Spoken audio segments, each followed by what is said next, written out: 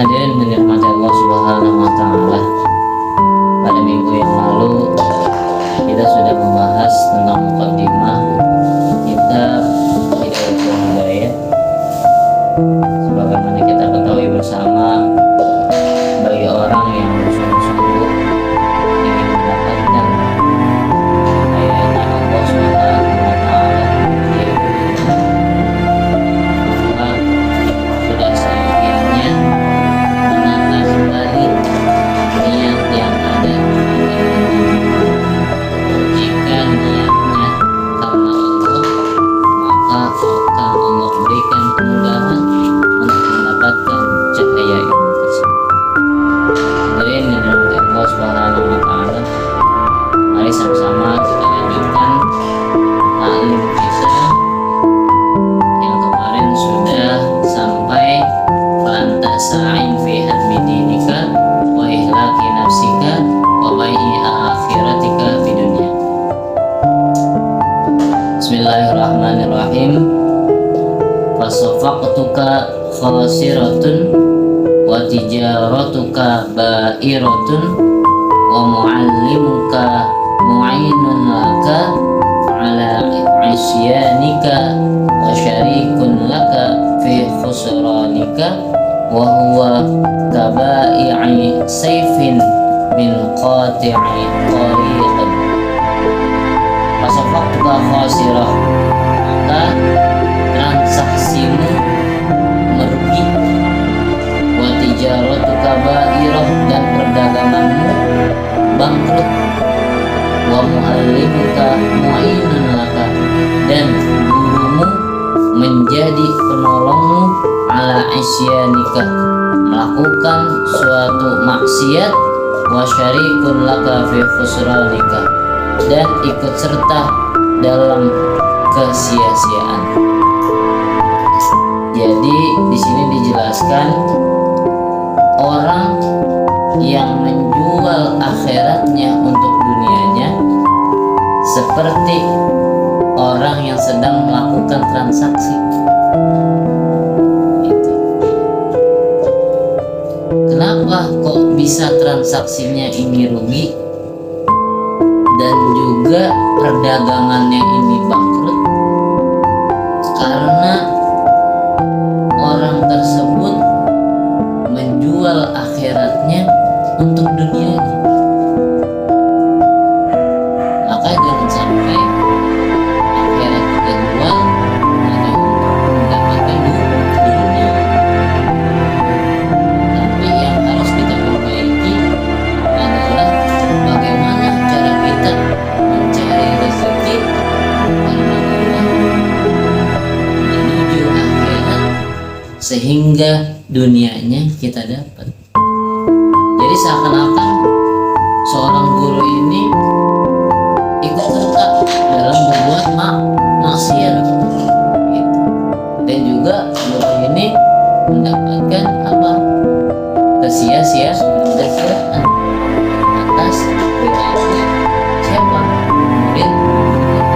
Padahal sesungguhnya guru nggak mungkin mengarahkan muridnya itu dan sesuatu yang tidak baik. Kalau ada seorang guru yang mengarahkan muridnya kepada sesuatu yang tidak baik, maka dia bukan guru. Jelas ya?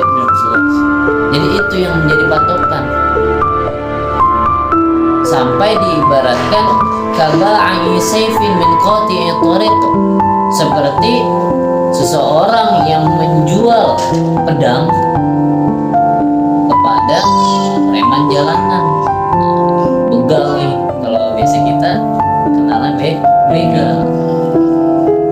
Kama qala an-nabi sallallahu alaihi wasallam, man a'ana ala ma'siyatin walau bi syatri kalimatin kana syarikan lahu fiha. Barang siapa yang menolong kepada kemaksiatan walaupun hanya dengan satu ungkapan saja, tapi satu ungkapan ini mengarahkan kepada sesuatu keburukan, apa yang menjadi arahan itu termasuk di dalam. Rasulullah sudah wanti-wanti kepada kita.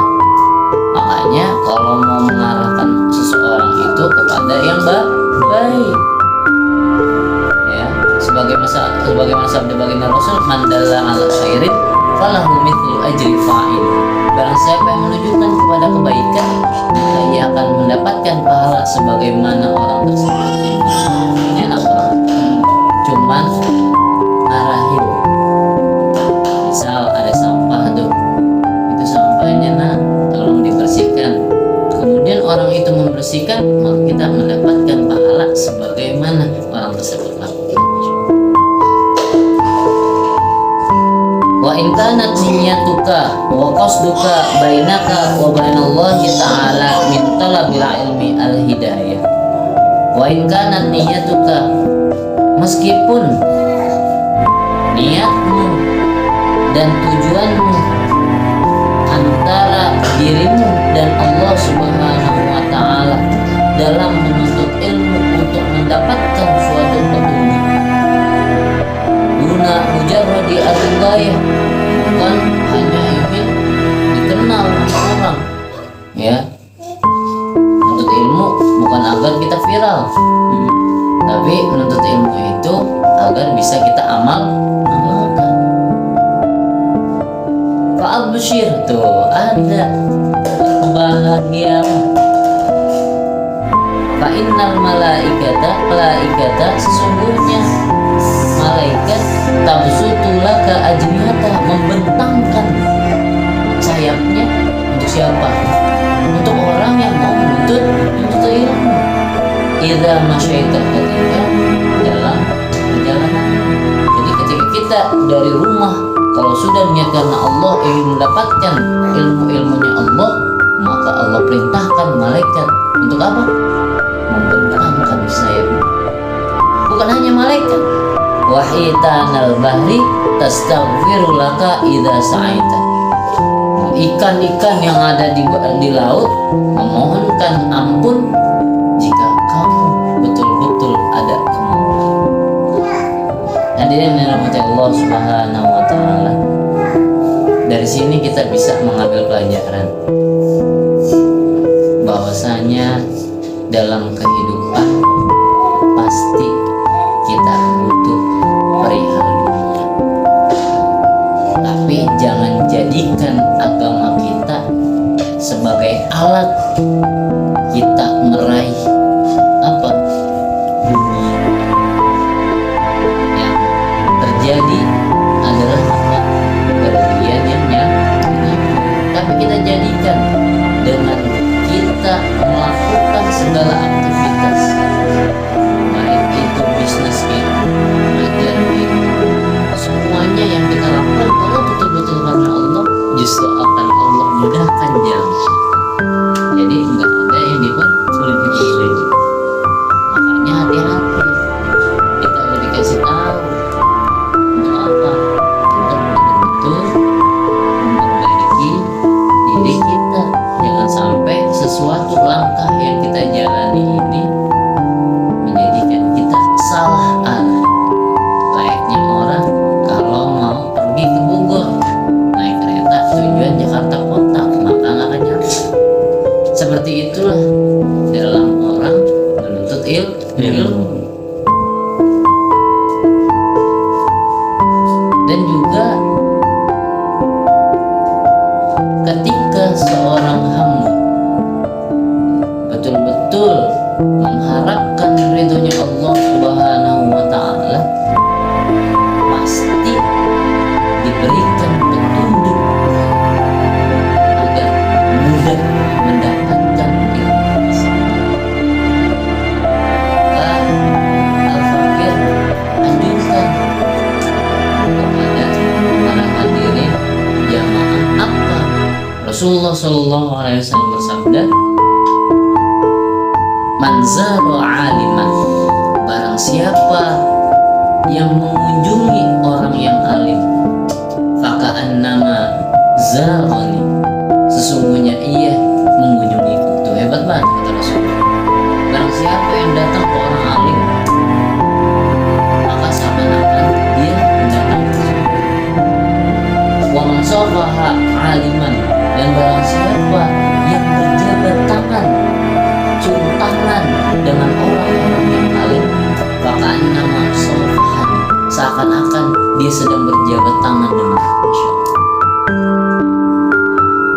Wa man jalasa aliman, dan barang siapa yang duduk bersama orang yang alim, bahkan nama jalasani fid dunya, seakan-akan dia duduk bersamaku. Enak banget, maka itu butuh kita kaji, butuh kita datang kepada alim ulama. Kenapa? Rasulullah sudah bersabda seperti tadi, duduknya kita sama orang alim seakan-akan kita sedang duduk bersama baginda Rasul. Jabat tangan kita kepada orang alim seakan-akan kita sedang berjabat tangan dengan Rasulullah. Kita datang ke rumah seorang alim ulama seakan-akan kita datang ke baginda Rasul sallallahu alaihi wasallam. Wa man jalasani fid dunya ajlastuhu ma'i yaumal qiyamah. Itu orang yang sudah mengenal alim bersama Rasulullah sallallahu alaihi wasallam. Itu dia harus kita memiliki jiwa yang besar dalam implementasi silaturahim, karena menjalin tali silaturahim itu akan dibukakan pintu-pintu keberkahan, berkah rezeki, berkah umur, berkah sehat, berkah semua. Nah, maka tampaknya kepada hadirin semuanya, untuk apa? Semangat untuk beribadah kepada Allah Subhanahu wa Ta'ala. Dan alhamdulillah saat ini kita juga berada di bulan Rajab. Ya, di dalam kitab Al-Ghunyah bil Qalibi Tariqil Haqqi Azza wa Jalla, qala Syekh Abdul Qadir Al-Jilani, di dalam kitab ini itu Syekh Abdul Qadir Al-Jilani berkata tentang bulan Rajab. Apa yang dia katakan? Rajab sok bil maghfirah. Di bulan Rajab ini telah dikhususkan dan mengampuni. Jadi memang disuruh misalnya minta ampun, tapi jangan habis ini minta ampun besok maksiat lagi, jangan. Wa Sya'ban bisyafa'ah, bulan Sya'ban dengan syafaat. Wa Ramadan bitad'ifil hasanat, dan bulan Ramadan dilipat gandakan